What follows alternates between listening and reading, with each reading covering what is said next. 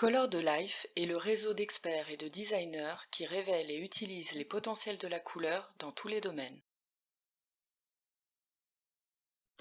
Ah, si j'étais une couleur, je serais sûrement, le turquoise, comme un lagon transparent. C'est une couleur qui nous fait du bien, et qui nous fait évader.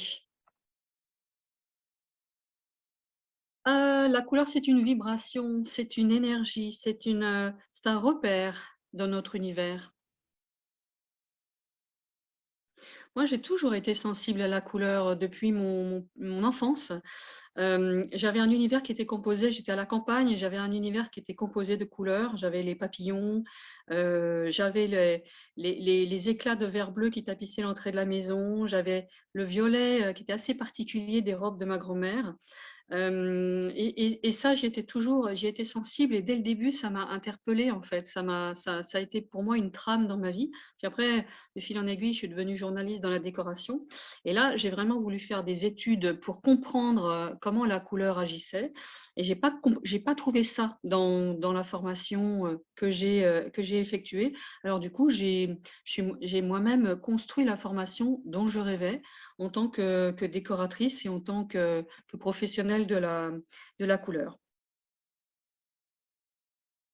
Alors des Pygmalions, pas vraiment, mais je suis très sensible à la pensée de Rudolf Steiner, hein, qui était anthroposophe, qui a une approche très, théosophique justement de la couleur et qui nous dit: «Il faut retrouver la possibilité de faire plus que regarder les couleurs. Il faut savoir ressentir intérieurement le dynamisme interne de la couleur». Ça me correspond totalement, sinon je suis plutôt autodidacte et ma grande source de recherche et d'inspiration, c'est la nature. Mon centre d'intérêt de recherche précis, ce sont les effets psycho-émotionnels de la couleur, comment la couleur vit, comment on peut vivre avec elle et comment surtout elle peut nous faire du bien. Je pense que j'ai créé une formation qui n'existait pas, mais qui, répondait à un réel besoin. Je m'en suis aperçue parce que, j'ai beaucoup de jeunes décorateurs qui sortent d'école, qui viennent me voir parce que on ne leur a pas proposé justement de véritable éclairage sur la couleur et encore moins de pratique de la couleur. Ma formation et mon approche de mon coaching est très sensible et correspond vraiment à une attente, émotionnelle de la part des gens qui veulent être, mieux chez eux.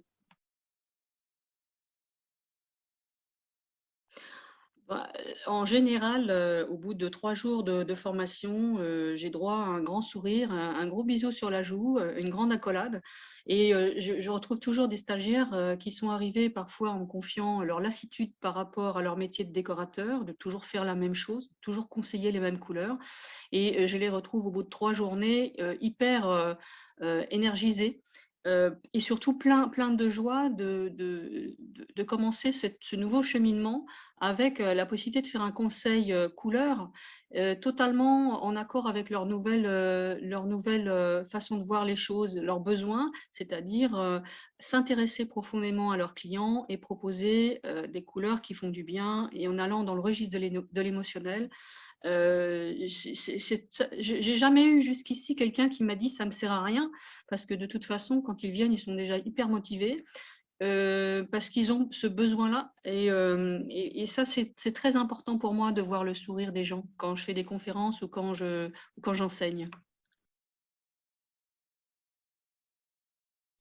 Je pense qu'elle va avoir de plus en plus une place essentielle, et sûrement de plus en plus orientée vers le bien-être et on va sûrement encore plus en découvrir, davantage par rapport à son pouvoir.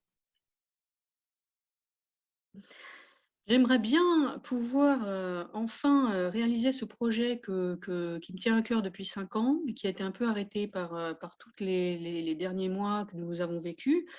J'étais en lien avec un praticien ayurvédique à l'île Maurice pour créer un centre, de conseil, en appui avec sa science à lui et un centre de conseil justement déco orienté vers le bien-être.